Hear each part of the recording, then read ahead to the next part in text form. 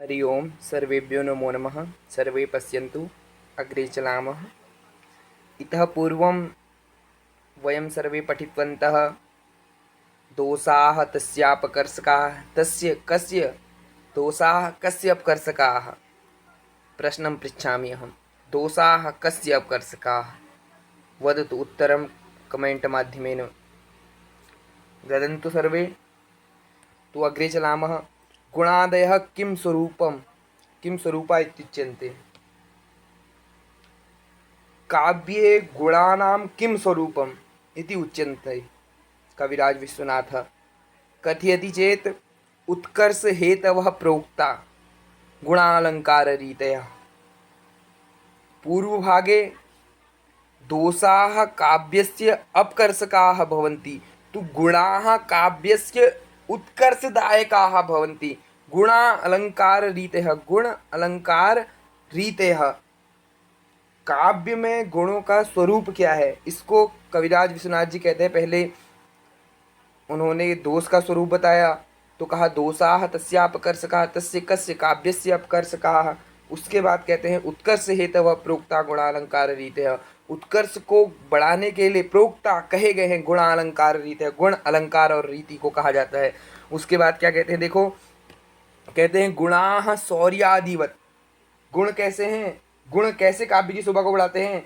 तो कह रहे हैं सूरता आदि गुण, सूरता वीरता आदि गुण जैसे क्या कहते हैं मनुष्य की शोभा को बढ़ाते हैं, वैसे ही काव्य की शोभा को बढ़ाते हैं। कौन?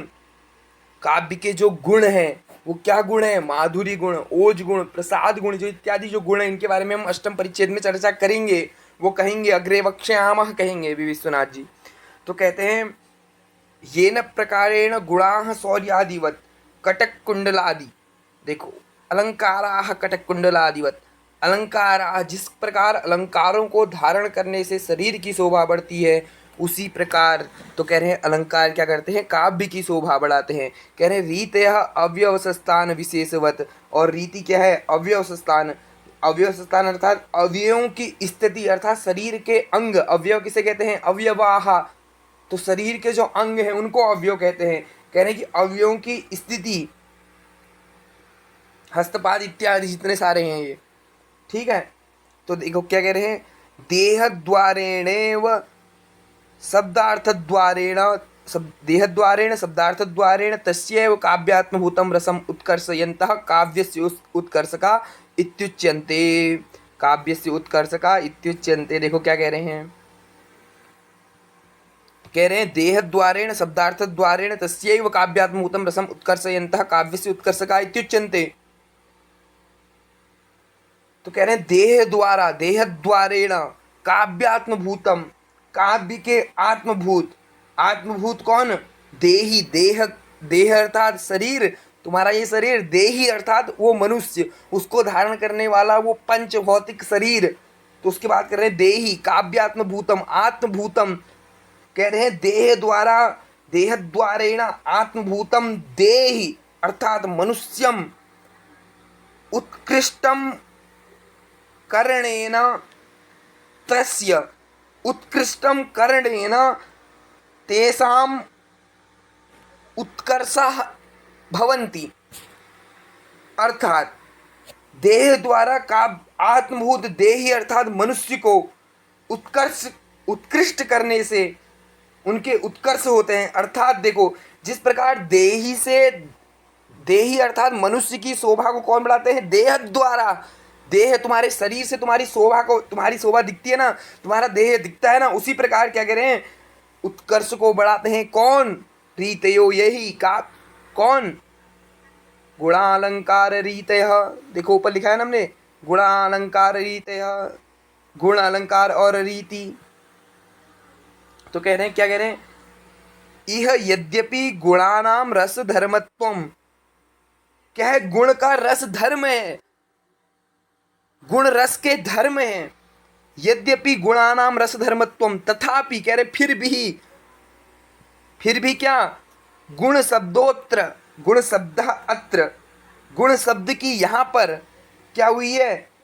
गुणाभिव्यंजक शब्दार्थयोः उपचर्यते। गुण शब्द की यहाँ पर गुण के अभिव्यंजक, गुणाभिव्यंजक, गुण अभिव्यंजक शब्द और अर्थ में शब्दार्थयो उपचर्यते, उपचर्यते अर्थात अर्थ में क्या होती है, लक्षणा होती है। कैसे होती है, तो आगे क्या कह रहे हैं देखो, अतश्च गुणाभिव्यंजकाः शब्दा, इसी कारण से, अतश्च गुणाभिव्यंजका शब्दा, गुण के अभिव्यंजक शब्दाः शब्द एवंच अर्थाः रसस्य उत्कर्षकाः भवन्ति, रसोत्कर्षकाः भवन्ति, रसस्य उत्कर्षकाः भवन्ति। अग्रे अष्टम परिच्छेद में वदामः। देखो, इत्युक्तम भवति इति प्राग एव उक्तम, यह पहले ही कहा गया है। क्या कहा गया है कि इसी कारण से गुण के अभिव्यंजक शब्द और अर्थ रस के उत्कर्षक होते हैं। कौन होते हैं, शब्द और अर्थ रस को बढ़ाने वाले होते हैं।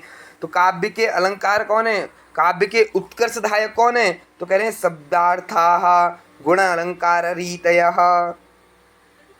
गुण के अभिव्यंजक शब्द और अर्थ से क्या होती है, उत्कर्षक होते हैं, उसके उत्कर्ष को बढ़ाने वाले होते हैं। एषाम अपि विशेषोदाहरणानि वक्ष्यामः, देखो वक्ष्यामः, इनके भी विशेष उदाहरण वक्ष्यामः अष्टम परिच्छेदे, आठवें परिच्छेद में बढ़ाएंगे। तो आगे हम क्या पढ़ेंगे, अलंकार। इसके अगली वीडियो में हम अलंकार पढ़ने का प्रयास करेंगे। अलंकार, इससे पहली वीडियो में मैंने आपको पढ़ाया था कि क्या कहते हैं, दोषाः किसके अपकर्षक होते हैं, दोषाः काव्यस्य अपकर्षकाः। तो ये प्रश्न आपसे पूछा जाता है, दोष किसके अपकर्षक होते हैं। ठीक हो गया। तो मैं आज से आपके कुछ प्रश्नोत्तरी पूछ लेता हूँ कि आज मेरे को आपसे क्या प्रश्नोत्तर पूछने हैं। ठीक हो गया। तो मैं आपसे पूछ लेता हूँ संधि के इसी में से, साहित्य दर्पण में से पूछ लेता हूँ, आप बताइएगा।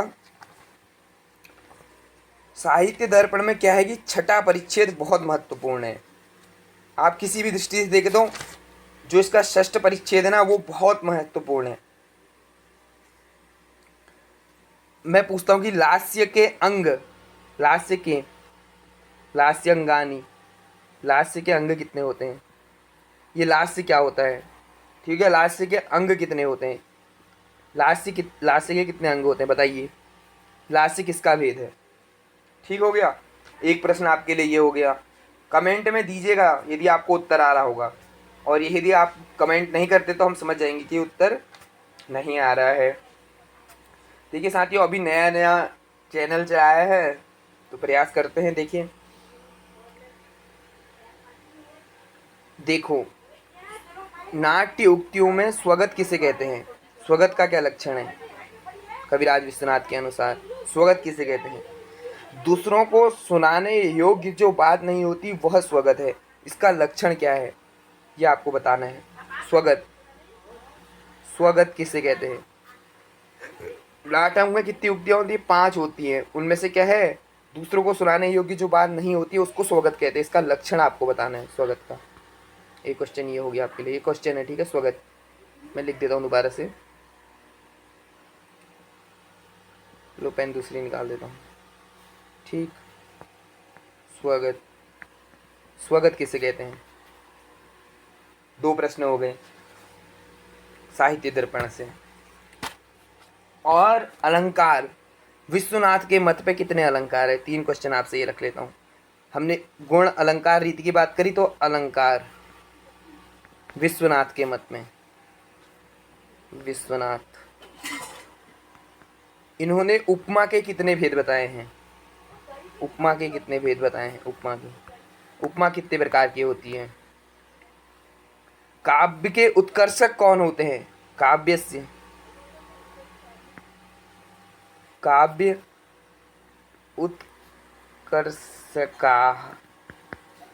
उत्कर्षकाः के, ये आपसे एक प्रश्न पूछते हैं कि काव्य से उत्कर्षकाः के, बताओ काव्य से उत्कर्षकाः के।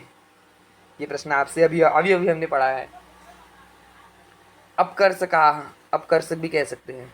ये सारे प्रश्नों के उत्तर आपको देने हैं। ठीक हो गया, क्योंकि हमने पढ़ लिया है। और शब्द की शक्ति कितनी होती है। अभिधा, लक्षणा, व्यंजना। लक्षणा कितने प्रकार की होती है हमने कहा।